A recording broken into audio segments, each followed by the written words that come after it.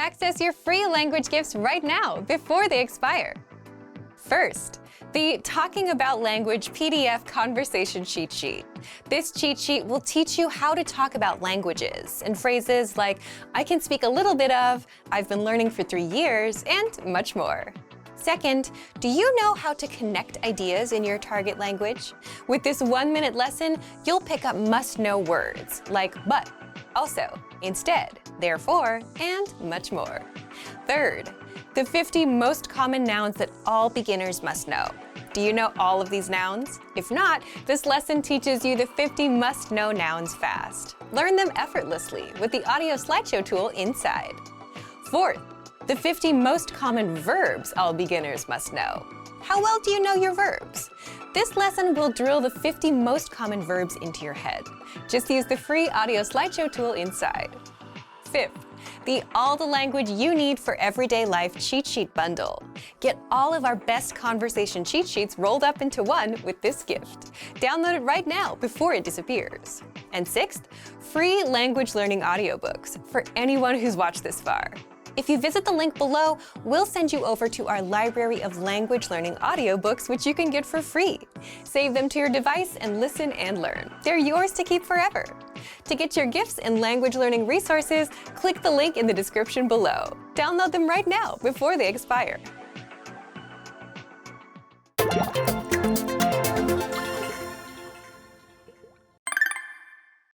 Scusi, un caffè, per favore. In the next minute, you'll be challenged to order at a restaurant. First, let's look at some examples. Scusi, un menù, per favore. Scusi, un caffè, per favore. Scusi, una bottiglia d'acqua, per favore. Let's practice. Sei in un ristorante. Ordina un caffè.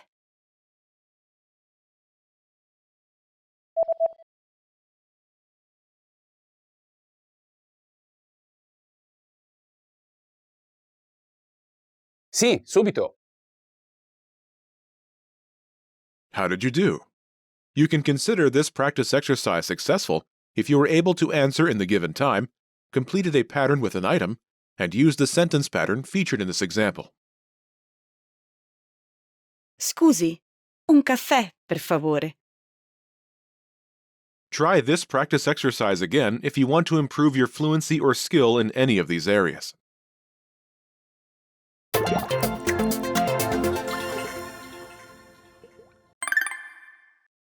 Due di questo, per favore. In the next minute, you'll be challenged to ask for 2 or more of something. First, let's look at some examples. Due di questo, per favore. 3 di questo, per favore. 4 di questo, per favore. Let's practice. Sei in un ristorante. Ordina 2 cose. Prego.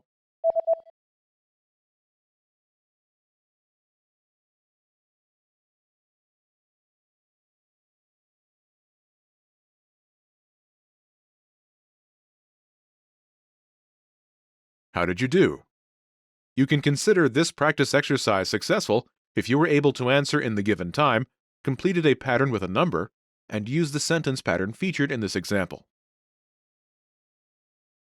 Due di questo, per favore. Try this practice exercise again if you want to improve your fluency or skill in any of these areas.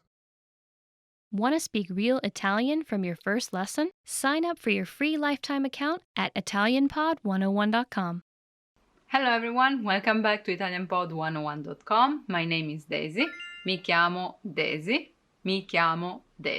And in this video we're going to talk about name modifiers.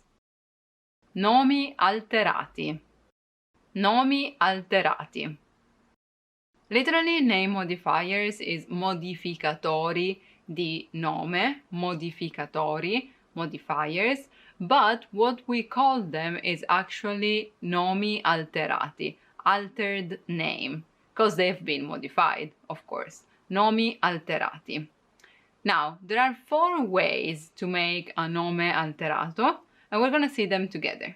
How do you do that? Through a suffix, suffisso, suffisso, while suffissi is the plural form. I know it's really hard, suffisso. So these suffissi add a specific trait or characteristic to the name. And this addition of meaning is given by the speaker. So the person who talks has a specific perspective on the thing. They probably had a specific experience with them, and that's what made think them that way. In fact, as I briefly mentioned before, there are 4 types of alteration, and those refer either to the size, so the dimension of the object, and I'm talking about accrescitivo and diminutivo, we're gonna see them later, or they express an emotional judgment on the thing. So vezzeggiativo or dispregiativo. The first one is accrescitivo, accrescitivo, literally augmentative. Accrescitivo, because crescere means to grow. In fact, it means that something is bigger than usual. These endings are one or ona, depending if it's male or female. One for male and ona for female. So for example, if I say casa, house, home, it becomes casona, ending with a, again because it's female. Accione or acciona, and acchione or acchiona. It all depends on the word. Let's see some examples together. Sediamoci tutti attorno a questo tavolone. Let's all sit around this big table. Sediamoci, let's sit tutti, all of us, attorno, around, questo, this, tavolone. So tavolo would be the normal name, the basic form, while tavolone, you take the ending and you replace it with the suffix, is the bigger tavolo in this case. Il nostro allenatore è un omaccione. Our coach, il nostro allenatore, è un omaccione. It's a big man, omaccione. I could also say omone. It really depends on you. So there's not really a correct form. It all depends on how you want to convey what you want to say. Omaccione, omone, omacchione. I think omacchione is not that common, but no one could say that it's wrong. Number 2, diminutivo, diminutivo, diminutive. Diminuire, in fact, literally means to diminish, so diminutivo, something that is smaller than usual. The most common suffix here is ino or ina. Taking the same example as before, casa becomes casina, a small house. But there are others, like ello, ella, etto, etta, casetta, icello, icciolo, praticello, like a small grass field. Prendo un panino con prosciutto e formaggio. You all know the word panini, and yes, that's the diminutive form of pane, bread. Panino is a panino, a sandwich. Prendo un panino, I'll take a sandwich with ham and cheese, con prosciutto e formaggio. Puoi passarmi la bottiglietta d'acqua? Puoi passarmi, can you pass me, la bottiglietta d'acqua? The small bottle of water. Bottiglia is the normal form, bottiglietta, the small one. Number 3, vezzeggiativo, vezzeggiativo. Vezzo literally means habit or quirk, like something peculiar, I'd say, but also something cute and nice. In fact, this is a term of endearment, kind of a pet name, I'd also say.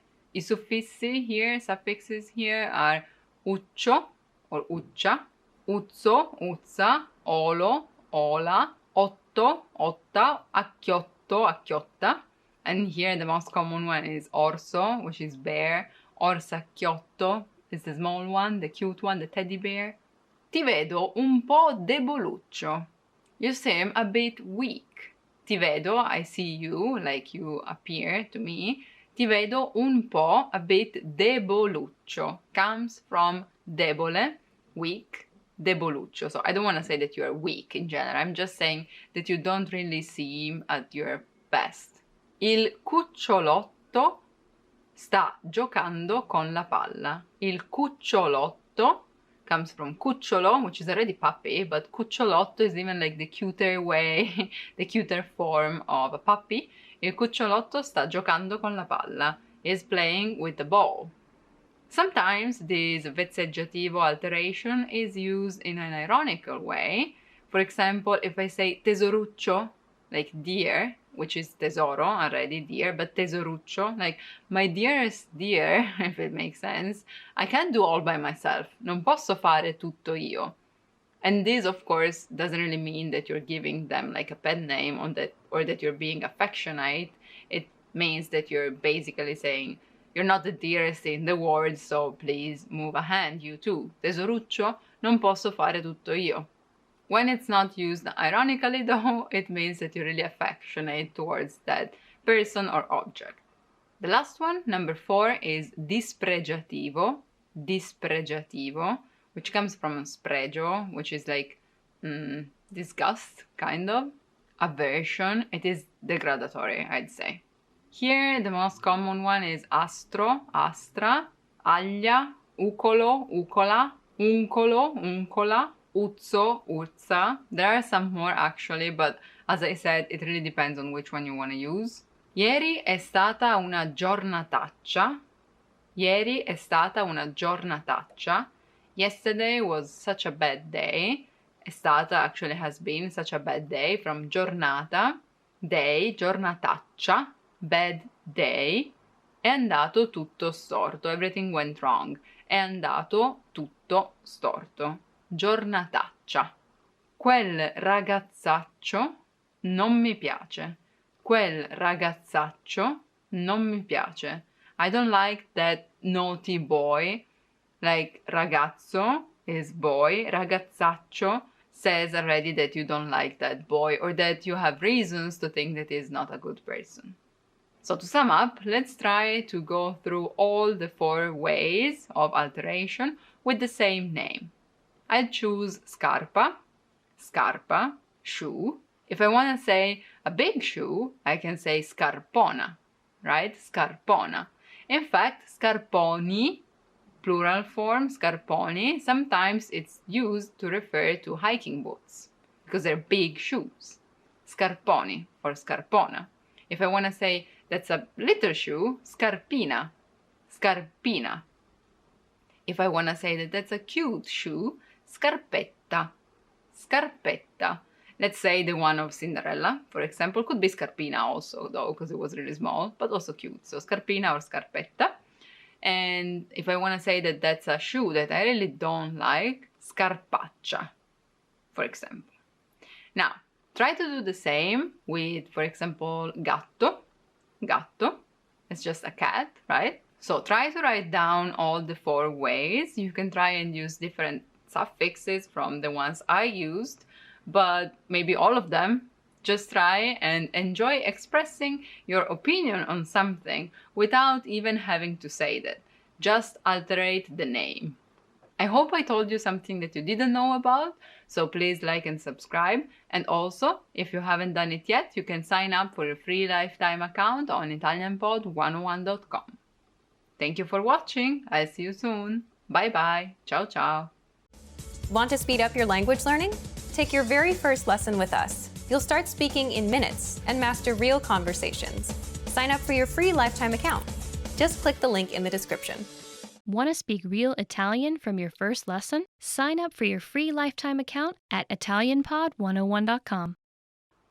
Hello everyone, welcome back to ItalianPod101.com. My name is Daisy. Mi chiamo Daisy. Mi chiamo Daisy. And in this video we're gonna learn together what happens in October in Italy. Ottobre in Italia. Ottobre in Italia. October in Italian is ottobre, ottobre. Please don't get confused just because otto means 8. It's not August, it's not the 8th month of the year, but it's October, the 10th. That being said, not the first day of October, but just the second, so il 2 di ottobre. Il 2 di ottobre è la festa dei nonni. è la festa dei nonni, Grandparents' Day. The 2nd of October is actually the day when guardian angels were celebrated. I mean, they're still celebrated, but that's also why they picked that day for grandparents, because they're called the Angeli Custodi sulla Terra. So, guardian angels on earth. Angeli Custodi sulla Terra.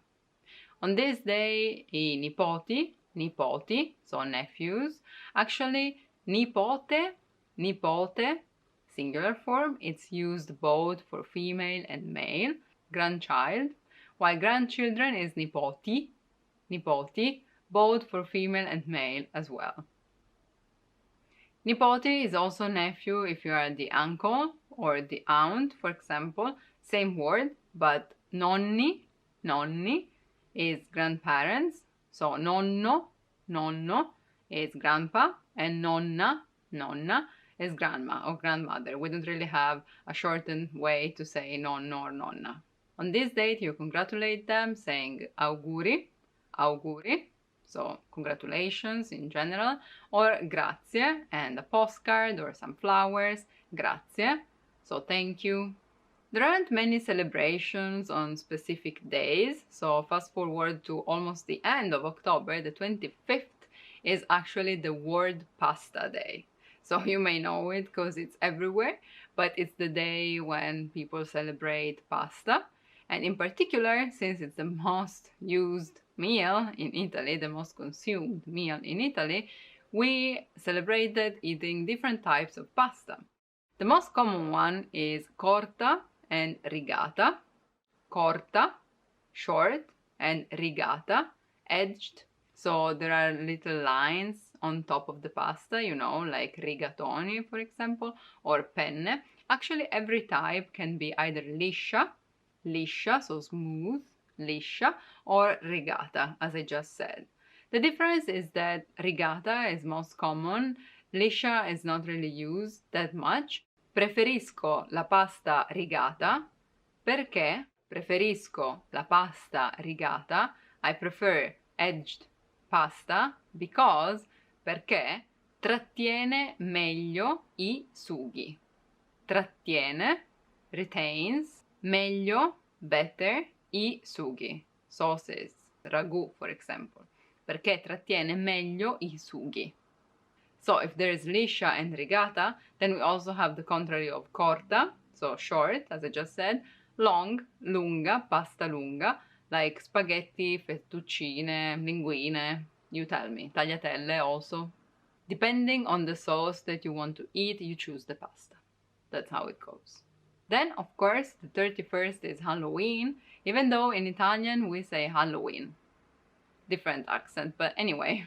There has been controversy about this celebration because people say that that's a pagana festa, so a pagan celebration, festa pagana.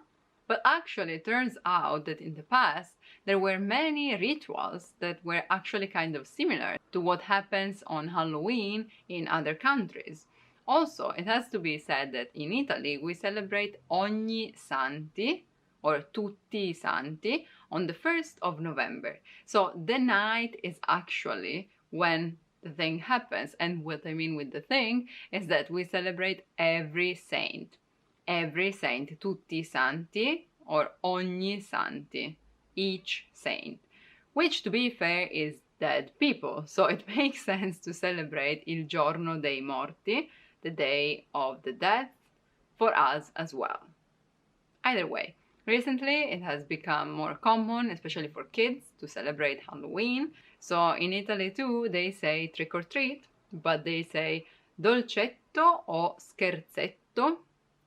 Dolcetto, which is sweet, a tiny sweet, so treat, dolcetto, or scherzetto, which comes from scherzo, which is prank, so little prank, scherzetto. Some more common vocabulary about this would be, of course, pumpkin, so zucca.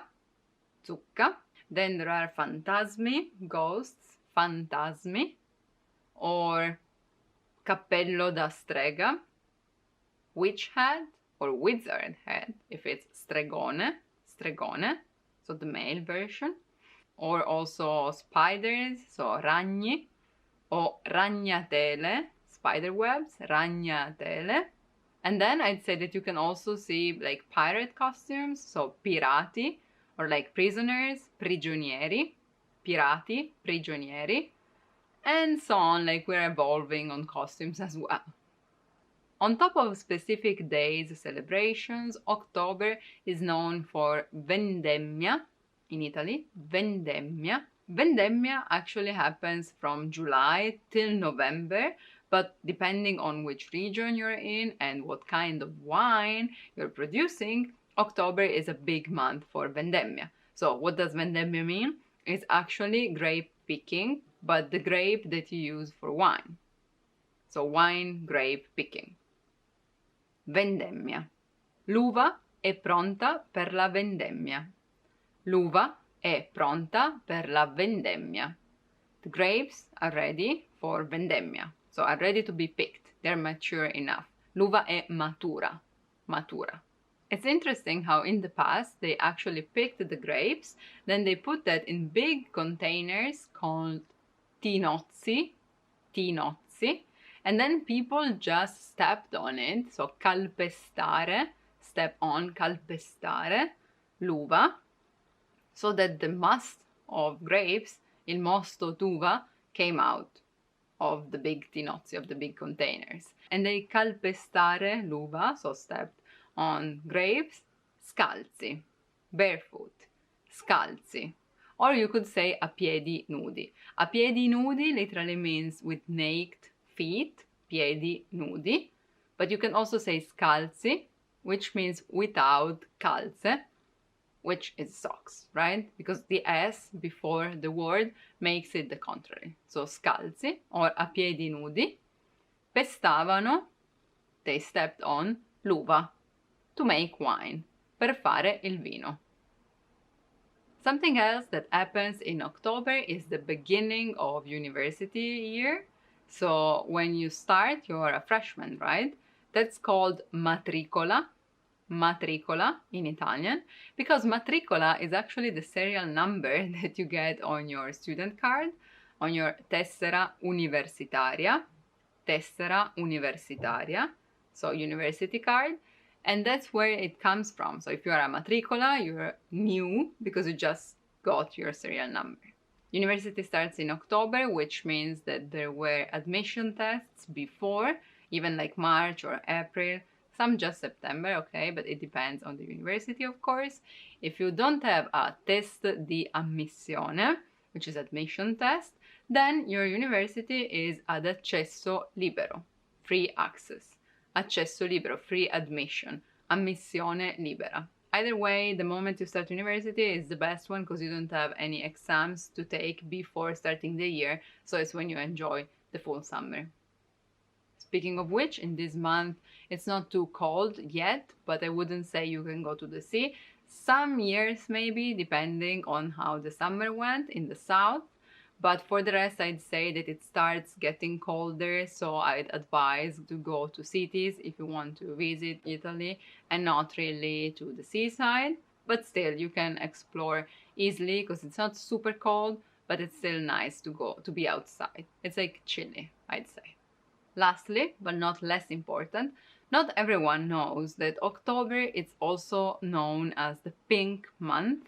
And why is that? Because it's a month of prevention for female cancers. So basically breast cancers and so on. But yeah, it's Pink October, Ottobre Rosa, Ottobre Rosa. You can find many visite di prevenzione, prevention visits gratuite, so for free. So yeah, that's pretty much what happens in October. I hope I gave you a general overview of the month. Please let me know in the comments what happens during this month in your country and maybe how you celebrate if you do Halloween. And remember, if you haven't done it yet, you can sign up for your free lifetime account on ItalianPod101.com. Thank you for watching and I'll see you soon. Bye bye. Ciao ciao. Want to speed up your language learning? Take your very first lesson with us. you'll start speaking in minutes and master real conversations. Sign up for your free lifetime account. Just click the link in the description. Hey everyone, welcome to the Monthly Review, the monthly show on language learning, where you discover new learning strategies, motivational tips, study tools, and resources. By the way, all the lessons and bonuses you're about to see can be downloaded for free on our website. So click the link in the description right now to sign up for your free lifetime account. Okay, today's topic is how to integrate self-study and learning with a teacher and learn faster. Since you're learning a language, are you learning on your own or are you also learning with a teacher? If you are, but if you're learning different things on the app and different things from your teacher, you're actually spreading yourself thin and slowing your progress. And that's because you're skipping key steps of the learning process. So today, you'll discover why learning separate things from separate sources slows you down, how combining the two helps you learn faster and hits on all the key steps of the learning process, and how to apply these tactics. But first, if you're looking for new free language resources and downloads, here are this month's new lessons and resources. Be sure to download these now before we take them down in a few days. First, the Talking About Language PDF Conversation Cheat Sheet. This cheat sheet will teach you how to talk about languages and phrases like, I can speak a little bit of, I've been learning for 3 years, and much more. And second, the All the Language You Need for Everyday Life Cheat Sheet Bundle, where you get all of our best conversation cheat sheets rolled up into one with this gift. To get your free resources, click the link in the description below right now. They're yours to keep forever. How to integrate self-study and learning with a teacher and learn faster. Part 1. Do you combine self-study and learning with others? If you think about it, most language learners learn on their own with a few different resources, a few apps, and maybe a textbook. And then you have learners that do both self-study and learning with a tutor. But for the most part, they learn different things from different sources. Words on this app, different phrases on that app, and maybe some unrelated grammar with a tutor. Is this something you do? Because if you do, then this disconnected approach can slow your language progress down. How exactly? There's a simple formula to learning successfully. Successful learning requires 1. Acquiring new information, 2. Practicing using what you've learned, 3. Getting feedback and implementing it, and then 4. Getting assessed, someone telling you if you're on the right track or not. So if you want to learn fast, you'll want to do all of these things. Now, if you're learning alone, then you're mostly just acquiring new information. New words from this app, unrelated phrases from that app, and so on.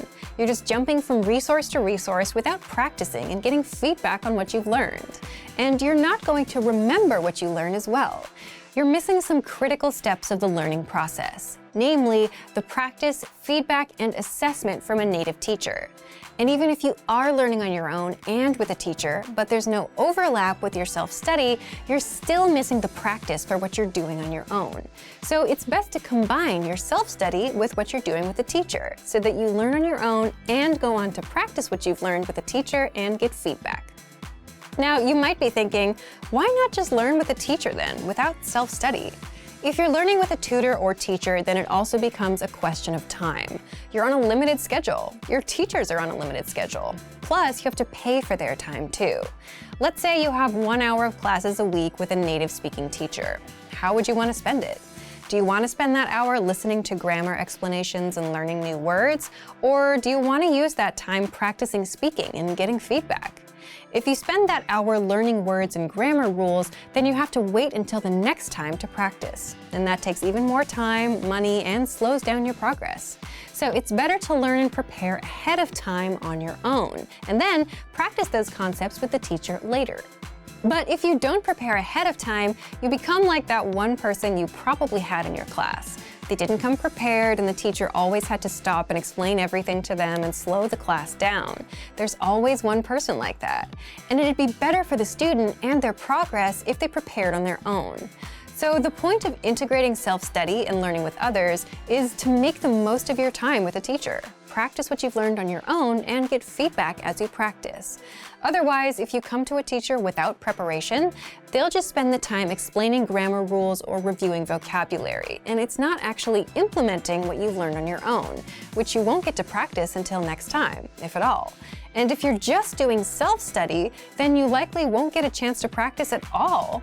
But it's the practice and feedback that helps the language stick, and that's the part you can't skip. Part 2. How to integrate self-study and learning with others. So, here's what you can do. 1. Join our live group classes. We're currently offering live group classes for Japanese, English, Italian, Chinese, Korean, Spanish, French, Portuguese, German, Greek, and Thai. Our live classes provide you with lessons you can study on your own, and then you get to practice with our teachers in the live classes. 2. Find a teacher or tutor that works with the same resource that you have, whether it's our program or a textbook. Have the tutor see what you're studying so they can match. And it's important that there's overlap, that what you're learning with the tutor and on your own is the same, so you can learn on your own and practice with the teacher. 3. You can also try our Premium Plus plan if you're not quite ready for live classes. Our Premium Plus teachers are familiar with our learning program, so there's no disconnect between what you learn on your own and what you'll learn with them. And 4. Find a friend or a community that's learning with the same resource as you. That way, you can practice with them and they can step in and clear up any questions that you may have. So, do you combine self-study and learning with others, or do you plan to? Leave us a comment. So, thank you for watching this episode of Monthly Review. Next time, we'll talk about your pronunciation is terrible. Is pronunciation important or not? If you enjoyed these tips, hit the like button, share the video with anyone who's trying to learn a language, and subscribe to our channel. We release new videos every week. And if you're ready to finally learn language the fast, fun, and easy way and start speaking from your very first lesson, get our complete learning program. Sign up for your free lifetime account right now. Click the link in the description. See you next time. Bye! If you want to learn the language fast, there are some little-known learning hacks that you can use with our system. 5 learning hacks that you didn't know about. And in this quick guide, you'll discover 1. How to understand and pick up on every word with the read-along method. 2. How to improve your speaking and pronunciation with one tool. 3. How to immerse yourself in native dialogues, and much more. But first, if you don't yet have access to our language learning system, sign up for a free lifetime account right now. Just click the link in the description to get your free lifetime account.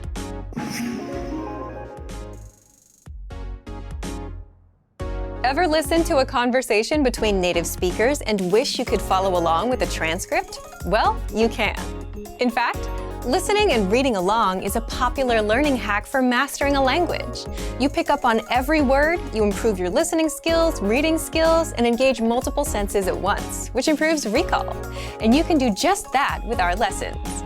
On every lesson page, you get the complete word-for-word transcript to read along with.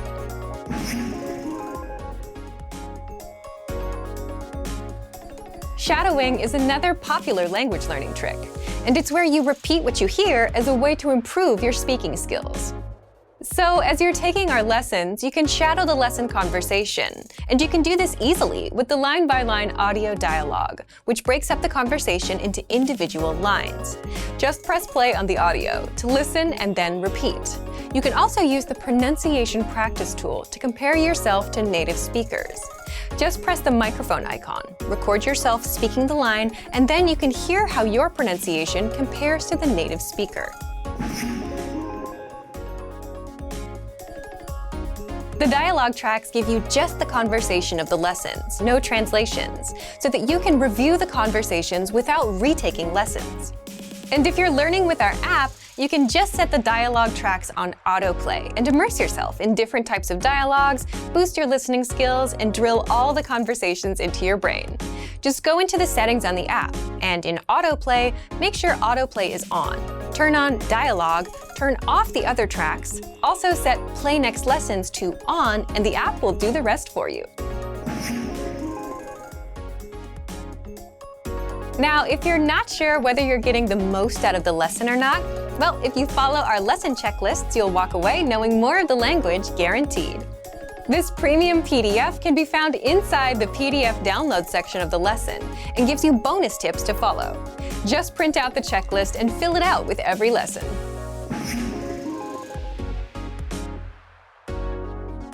The word bank is kind of like your extended brain, where you can save words and phrases that you come across to the word bank, so you review them later. Just look for the word bank in the vocabulary menu on the site. But what's cool is you can also create printable study sheets for your words and phrases as well. Just click on Printer-Friendly Version. You can also click Export Word Bank. If you've organized and labeled your words into categories, such as verbs and adjectives, you can select that label and export it as a PDF. Then print the file out. You can write on it and keep it as physical study material. So, if you want to learn the language and get access to these learning tools and our learning system, sign up for a free lifetime account right now. Just click the link in the description to get your free lifetime account. Remember, here's what you can do to learn all of these words by heart. Drill these words with our spaced repetition flashcards, which will help cement these words into your long-term memory. Save them to the word bank, your personal vocabulary collection, where you can print out your own study sheets, or review the words with our looped vocabulary slideshow and play it until you know all of the words. So click the link in the description right now and sign up for your free lifetime account to get these lessons and study tools. Great work! Here's a reward. Speed up your language learning with our PDF lessons. Get all of our best PDF cheat sheets and ebooks for free. Just click the link in the description.